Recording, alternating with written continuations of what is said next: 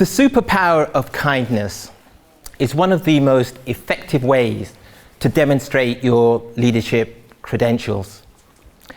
But how do you navigate kindness in a sea of toxicity, especially when that toxicity is in the same workplace or in the same team?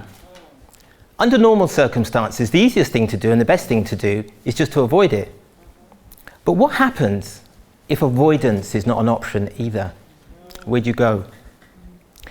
Drawing on some of my successes and a few of my failures, I'm going to be sharing with you my experiences of what it's like to be a leader and to show kindness in a toxic workplace.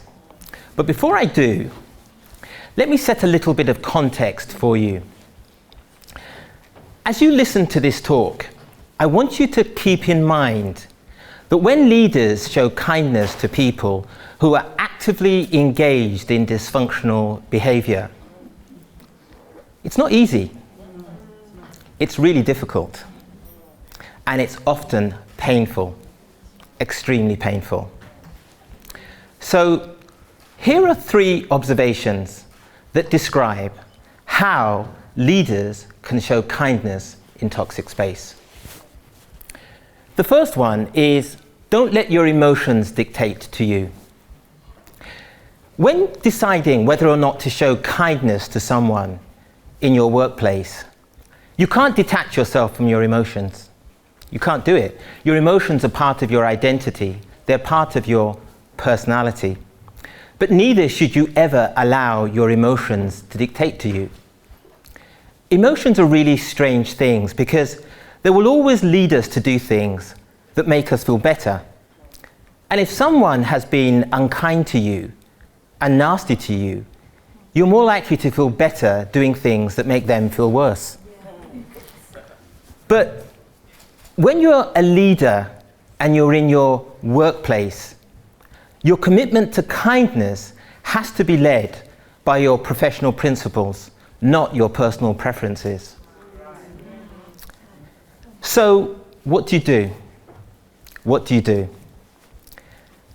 A while back, a colleague that I once worked with left the organization that we both once worked for. And as you do in these situations, I bought this colleague a present, and I wish them well for the future.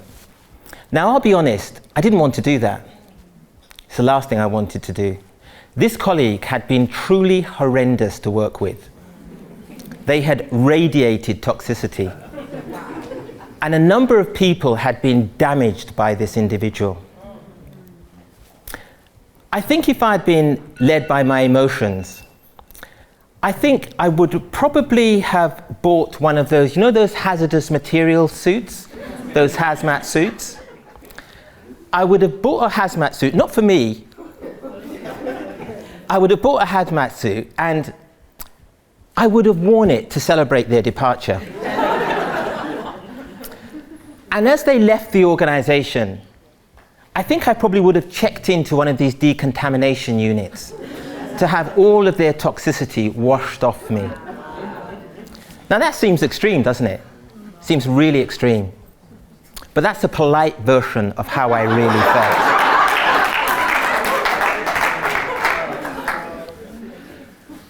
Now, if I set my emotions aside completely, if I saw this person again tomorrow, or at some point in the future, I'd say hello to them.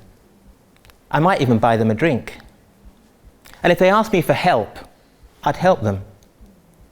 What's going on here? Have I lost my mind?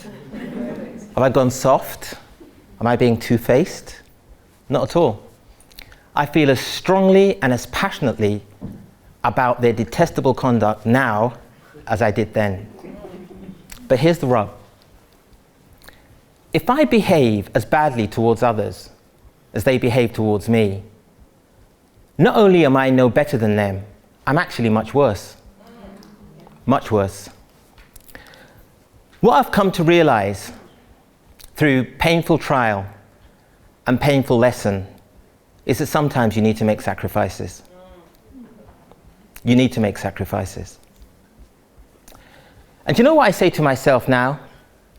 What I say to myself now is, how other people treat me is their decision. How I choose to treat them, well, that's my choice.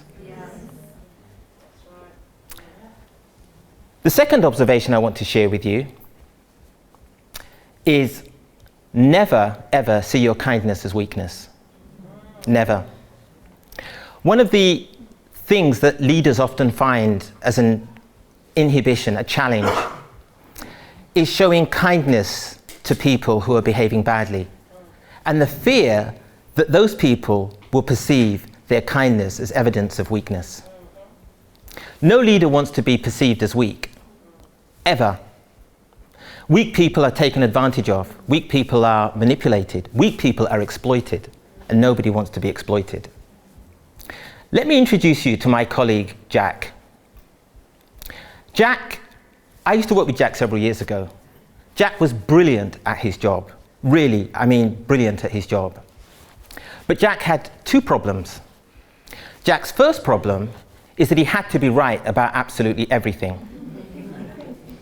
Jack's second problem is that he couldn't get on with anyone. Why? Because he had to be right about absolutely everything.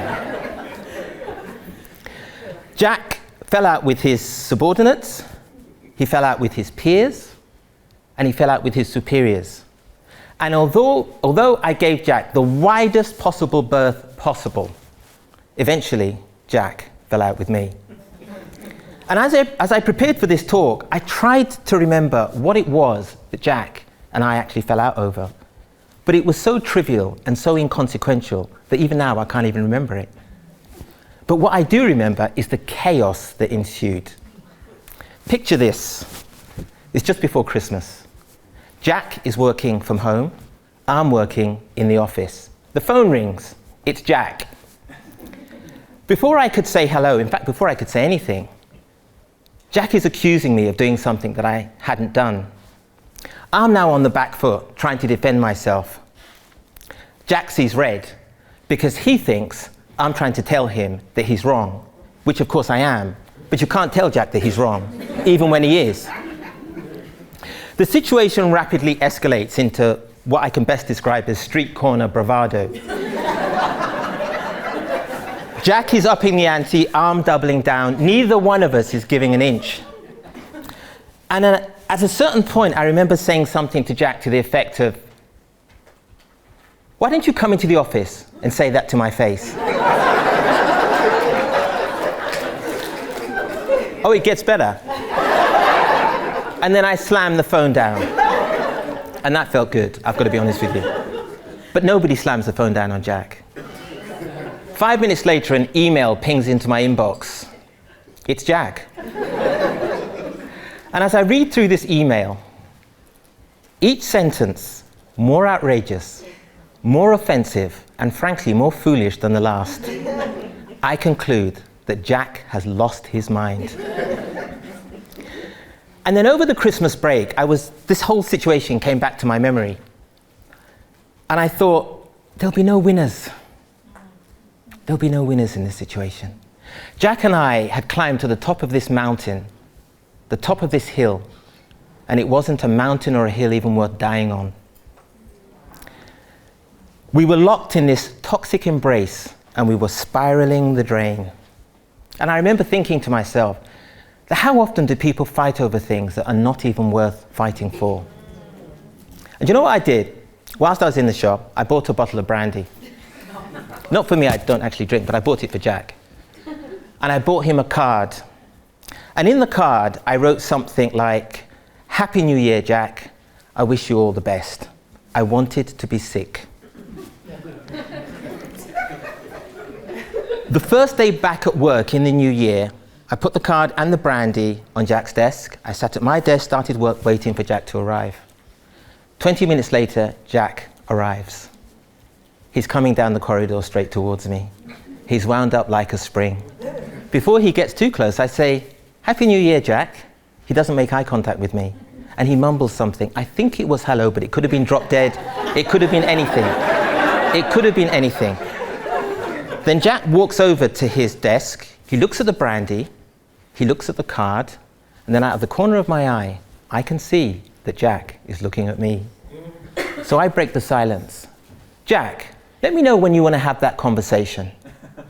10 minutes later, Jack and I are sat down having the most civil conversation that you can imagine. I'm explaining to Jack that I never meant to offend him. Jack is telling me that he really enjoys working with me and he thinks I'm great at my job.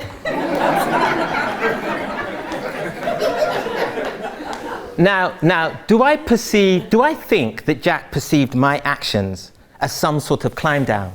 Probably. Do I care? No, I don't. Did my actions fundamentally change Jack as a person? No. They didn't. Did I expect them to? No. Did Jack expect me to buy him a bottle of brandy? No, he didn't.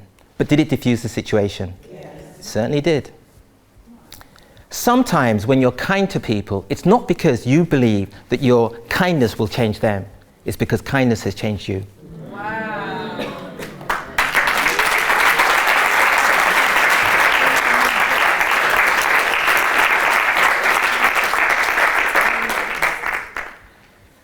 If I had picked up my interaction with Jack from where we left off before Christmas, this would have been the first TED Talk ever delivered from prison.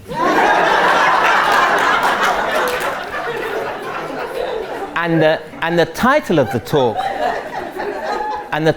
talk would have been something like "Act at Will and Repent at His Majesty's Pleasure." So, is the procurement and mass consumption of brandy the solution to being kind to people who are toxic? No, it isn't. But I do have one more observation to share with you, and that's the importance of being kind to yourself.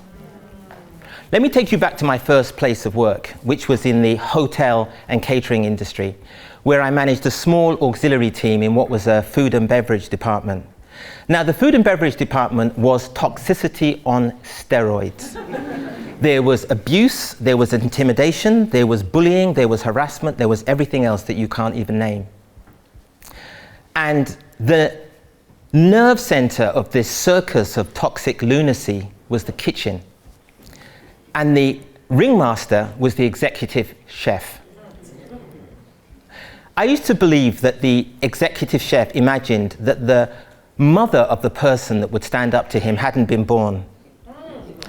And it was in this wild west that masqueraded of my place of work that I came to realize one important thing, that people will only treat you as kindly as you treat yourself. So that's the context. One afternoon, the executive chef sent one of his junior chefs to tell me to cease auxiliary operations for 2 hours, whilst he oversaw and supervised the preparation of the gourmet meals for the restaurant patrons. I said, no, can't do it. 8-hour day, 2 hours out of that day, that's a quarter of my time, sitting around doing nothing, I can't do it. The junior chef gave me a side eye, and then he scurried away down the corridor. The next thing, the executive chef is coming down the corridor, the almighty executive chef. And as he came down the corridor, I mean, this is a man who's quite small in stature, but as he came down the corridor, he literally got bigger and bigger and bigger, whilst I got smaller and smaller and smaller. A few seconds later, he's literally a few inches from my face, and he's telling me, I want you to stop work now. I said, no, I can't do it. You could hear a pin drop just like now. Was I scared? Yes, I was scared. This was a decorated executive chef with an industry-wide reputation in a 5-star hotel.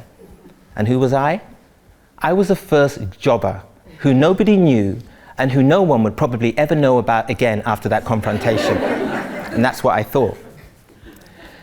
After a few seconds of stare down, an amazing thing happened. The executive chef turned around and he walked away. And as he walked away, he seemed to be getting smaller and smaller and smaller, whilst I was getting taller and taller and taller. But there's a really important story here, because after that incident, the executive chef knew my name. He was very polite and he was very courteous to me. We were never friends, but I wasn't looking for his friendship. I wanted his respect. And I got that. No problem. And one of the other things that I really appreciate about that event is that afterwards, my team who had witnessed it, they realized that I cared. Prior to that, I hadn't thought much of myself, and I had worried that my team believed that I didn't think much of them. But they realized that that was not true. I got to keep my job, which I wasn't expecting, and not long after that, I was also promoted. In conclusion, would I do it all again? Yes, I would. What I didn't realize at the time, but which I came to realize subsequently, is that the experiences that I've shared with you this afternoon provided critical survival skills that I would need in my leadership journey and in my career. I wouldn't have had them otherwise. But let's be clear. If anyone tells you that being kind to people exhibiting toxic behavior in the workplace is easy, they haven't done it. It's not easy. So I'm not going to tell you it's easy. But what I will tell you is that it's worth it. Thank you very much.